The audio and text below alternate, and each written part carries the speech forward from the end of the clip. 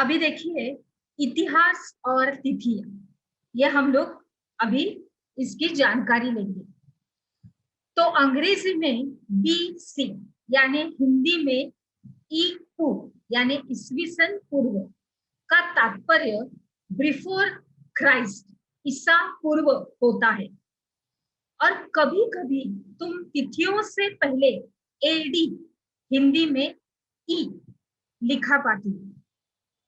तो यह एनो डोमिनी नाम को दो लैटिन शब्दों से बना है तथा इसका तात्पर्य ईसा मसीह के जन्म के वर्ष से पहले। कभी कभी AD की जगह C तथा BC की जगह BCE का प्रयोग होता है। C अक्षरों का प्रयोग कॉमन एरा तथा BCE before Christ common era के लिए होता है। और हम इन शब्दों का प्रयोग इसलिए करते हैं क्योंकि विश्व के अधिकांश देशों में अब इस कैलेंडर का प्रयोग सामान्य हो गया। अभी सामान्य रीति से अगर हम लोग देखेंगे तो हम लोगों का कैलेंडर कैसे रहता है, जनवरी, फरवरी, मार्च, अप्रैल, मई, इस तरह से रहता है। और भारत में तिथियों के हुआ रूप का ये प्रयोग लगभग 200 वर्ष पूर्व आरंभ हुआ था। और कभी कभी अंग्रेजी के BP अक्षरों का प्रयोग होता है, जिसका तात्पर्य क्या है कि बिफोर प्रेजेंट, वर्तमान से पहले, ऐसा है। अब पृष्ठ 3 पर 2 तिथियां है, इसका पता लगाना है आपको। और उनके लिए तुम क्या अक्षर समूह का प्रयोग करोगी, इस तरह से आपको प्रश्न किया गया है और इसका जवाब आपको अपनी कॉपी में लिखना है। अभी आगे जाते हैं। अभी इसमें लिखा गया है कि अन्यत्र। तो अन्यत्र का मतलब क्या है कि किसी बाजू वाले, इसमें मतलब सभी जगह, एक जनसामान्य। तो जैसा कि हमने पहले पढ़ा कि अभिलेख कठोर सतहों पर उत्कीर्ण करवाए जाते हैं। इनमें से कई अभिलेख का कहा जाता है कि कई वर्ष पूर्व ये लिखे गए हैं। और सभी अभिलेखों में तिथियों और भाषाओं का प्रयोग हुआ है। और समय के साथ साथ ये जो लिखा गया है ये प्रयुक्त भाषाओं में तथा लिपियों में इसका बदलाव आ चुका है। अभी भी हम लोग पांडुलिपि में लिखते हैं क्या? अभी हम लोग ज्यादातर संस्कृत में नहीं लिखते, लेकिन हमें संस्कृत ये विषय हमारे अभ्यास के लिए पढ़ाई में दिया गया है। और विज्ञान कैसे जान पाते हैं कि क्या लिखा गया हुआ अज्ञात लिपि का अर्थ निकालने के लिए प्रक्रिया द्वारा लगाया जा सकता है। इस प्रकार के अज्ञात लिपि को जानने की एक प्रसिद्ध कहानी उत्तरी अफ्रीकी देश मिस्र से मिलती है। कहाँ से मिलती है? उत्तर अफ्रीकी देश मिस्र की तरफ से। वो क्या है वो हम लोग कहानी अभी पढ़ेंगे। लगभग 5000 वर्ष पूर्व यहाँ राजा रानी रहते थे। देखिए नीचे सब कुछ उसके चित्र दिए गए हैं। अभी आगे जाते हैं। अभी देखिए, मिस्र के उत्तरी तट पर रोसेटा नाम का एक कस्बा है और वहां से एक उत्कीर्णित पत्थर मिला है। जानकारी कैसे मिलेगी हमें? तो जानकारी मिलने के लिए भी हमें कुछ ना कुछ तो मिला होगा ना उसी जगह। तो वहां पे हमें एक पत्थर मिला है। जो हमारे उत्खनन करने जाते हैं उनको ये पत्थर मिला है और जिस पर एक लेख 3 भिन्न भिन्न भाषाओं तथा तिथियों तथा यूनानी तथा मिस्र लिपि के 2 प्रकारों में लिखा गया है।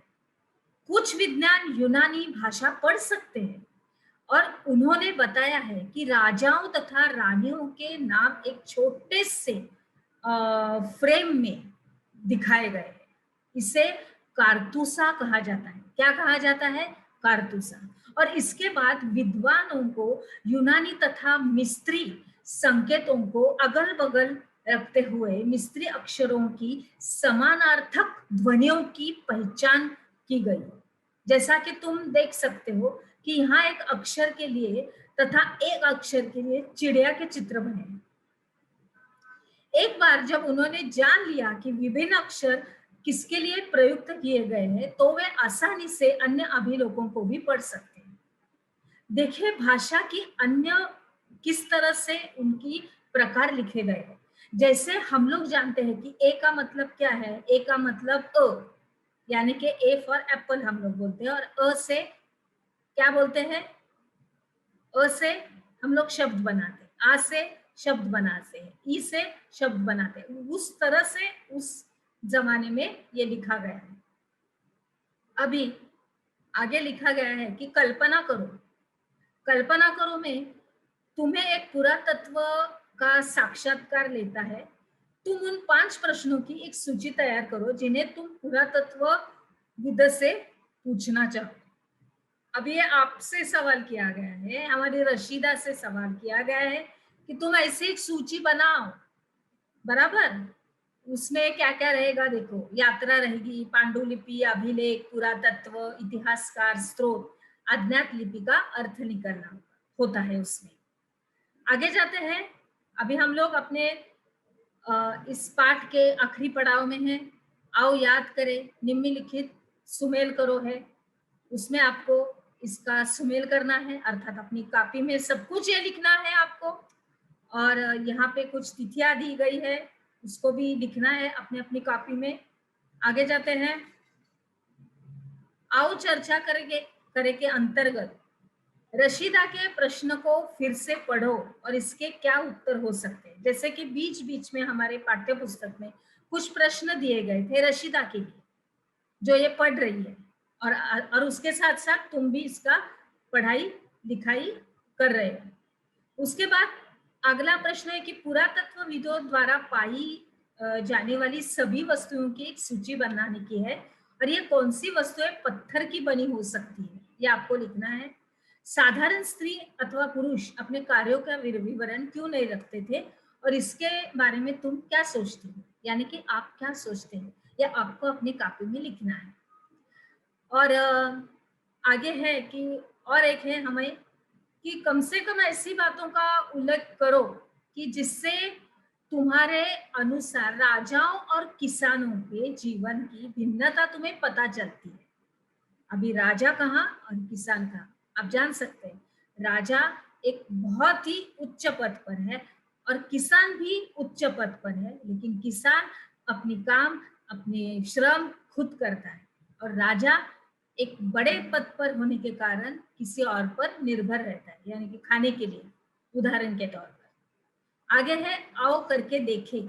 इसमें लिखा गया है कि पृष्ठ 1 शिल्पकार शब्द का पता लगाओ।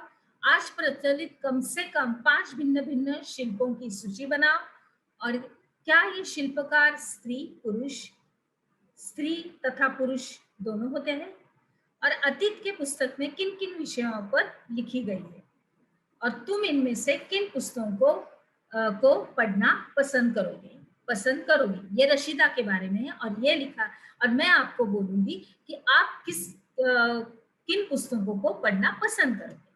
अर्थात यानी कि इसका मतलब है कि आपको इन सारे प्रश्नों के उत्तर अपनी कॉपी में अच्छी तरह से लिखना है। चलो अभी हम लोग अपने अगले पार्ट में प्रवेश करते हैं। चलिए।